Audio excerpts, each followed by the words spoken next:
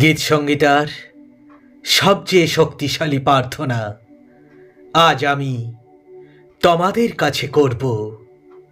আপনার জীবনের অন্যান্য ক্ষেত্রেও কাঙ্ক্ষিত ফলাফল আপনি দেখতে পাবেন। প্রার্থনার চেয়ে ভালো বা শক্তিশালী আধ্যাত্মিক অনুশীলন আর নেই। আপনি প্রার্থনা সহকারে এই বাক্যগুলি উচ্চারণ করুন। আপনার চিন্তা, ভাবনা, উদ্বেগ, মানসিক চাপ আপনার ভিতর থেকে আপনি বের করে দিন। প্রার্থনার মাধ্যমে ঈশ্বর আপনাকে তার পরাক্রমশালী শক্তি আশীর্বাদ দিয়ে পূর্ণ করবেন। শান্তি, আনন্দ এবং সমৃদ্ধি আপনার জীবনে নিয়ে আসবে। প্রতিদিন প্রার্থনা করার জন্য গীত সংহিতার সবচেয়ে শক্তিশালী বাক্যগুলি আমরা পাঠ করি। গীত সংহিতার ৫১ অধ্যায় ১ থেকে ৬ পদে বলা আছে, আপনার মহান প্রেমময় দয়ার জন্য এবং আপনার মহান করুণা দিয়ে আমার সমস্ত পাপসমূহ ধুয়ে মুছে দিন। ঈশ্বর, আমার অপরাধ মুছে দিন, আমার সব পাপ ধুয়ে দিন, আবার আমায় পাপ মুক্ত করে দিন।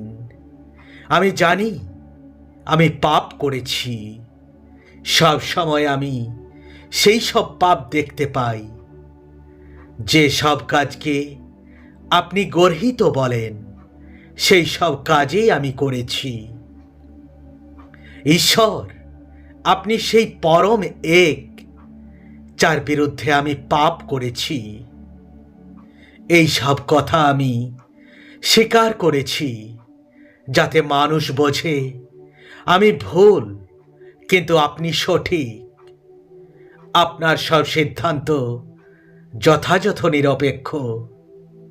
আমি পাপের মধ্য দিয়ে জন্মেছিলাম এবং পাপের মধ্যেই আমার মা আমায় গর্ভে ধারণ করেছিলেন।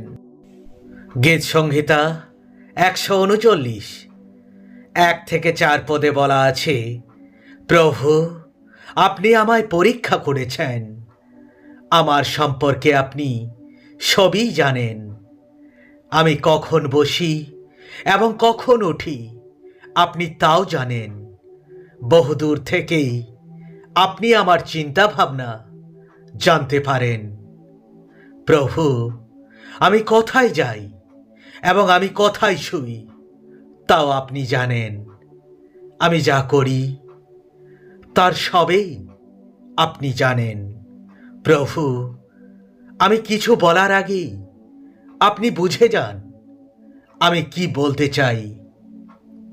গীত সংহিতা ১৩৯ অধ্যায় ২৩ থেকে ২৪ পদে বলা আছে, হে প্রভু, আমার দিকে দেখুন এবং আমার অন্তরকে জানুন। আমায় পরীক্ষা করুন এবং আমার চিন্তাগুলো জানুন। দেখুন কোনো মন্দ চিন্তা আমার মনে আছে কি না, এবং আমাকে সেই পথে পরিচালিত করুন যে পথ চিরবিরাজমান থাকে। গীত সংহিতা ১০৩ অধ্যায় ১ থেকে ২২ পদে বলা আছে, হে আমার আত্মা, প্রভুকে ধন্যবাদ দাও। আমার প্রত্যেকটি অঙ্গ প্রত্যঙ্গ তার পবিত্র নামের প্রশংসা করো। হে আমার আত্মা, প্রভুর প্রশংসা করো। ভুলে যেও না যে তিনি সত্যি এই দয়ালু। ঈশ্বর আমাদের পাপসমূহ ক্ষমা করেন। তিনি আমাদের সকল রোগ থেকে সারিয়ে তোলেন। ঈশ্বর আমাদের জীবনকে কবর থেকে রক্ষা করেন। তিনি আমাদের প্রেম ও সহানুভূতি দেন। তিনি আমাদের রাশি রাশি ভালো জিনিস দেন। তিনি সেই জন যিনি পুরানো পালক ঘষে নতুন পালক গজানো একটি ঈগলের মতো তোমাদের যৌবন পুনরুজ্জীবিত করেন। প্রভু এই সৎ, প্রভু অবদমিত লোকদের কাছে ন্যায় বিচার ও নিরপেক্ষতা আনেন। ঈশ্বর মসিকে তার শিক্ষামালা দিয়েছিলেন, যেসব ক্ষমতা সম্পন্ন কাজ ঈশ্বর করতে পারেন সেই সব তিনি ইসরায়েলকে দেখিয়েছিলেন।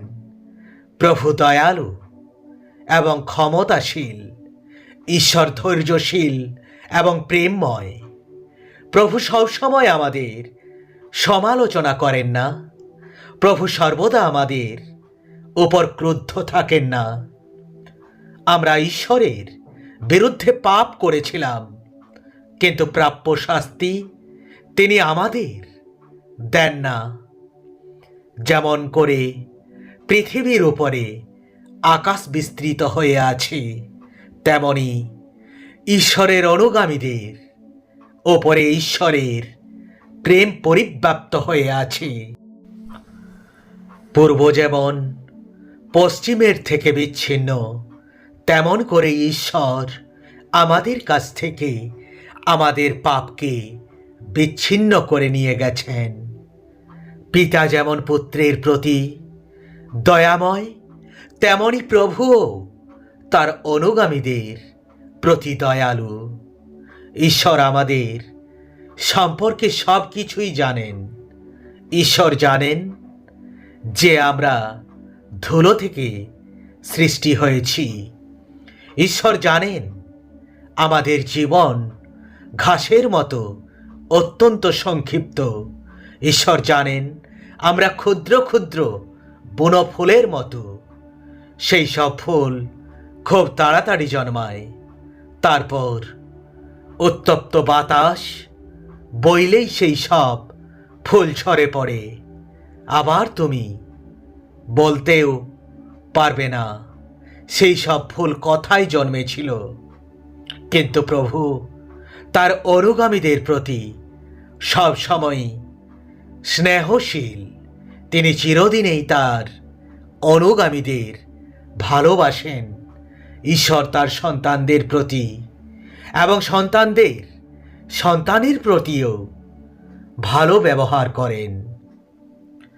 যারা তার যুক্তি অনুসরণ করে তাদের প্রতি ঈশ্বর ভালো ব্যবহার করেন। স্বর্গে ঈশ্বরের সিংহাসন রয়েছে এবং তিনি এই সব কিছুর শাসন করেছেন। হে দূতগণ, প্রভুর প্রশংসা করো। তোমরা দূতেরা সেই শক্তিশালী সৈন্য যারা ঈশ্বরের আজ্ঞা পালন করো। তোমরা ঈশ্বরের কথা শোনো এবং তার আজ্ঞা মান্য করো। প্রভু এবং তার সকল সৈন্যদের তোমরা প্রশংসা করো। তোমরা তার দাস। ঈশ্বর চান তোমরা তাই করো। প্রভুর প্রশংসা করো।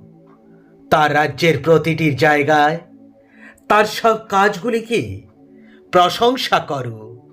হে আমার আত্মা, প্রভুর প্রশংসা করো। আমেন।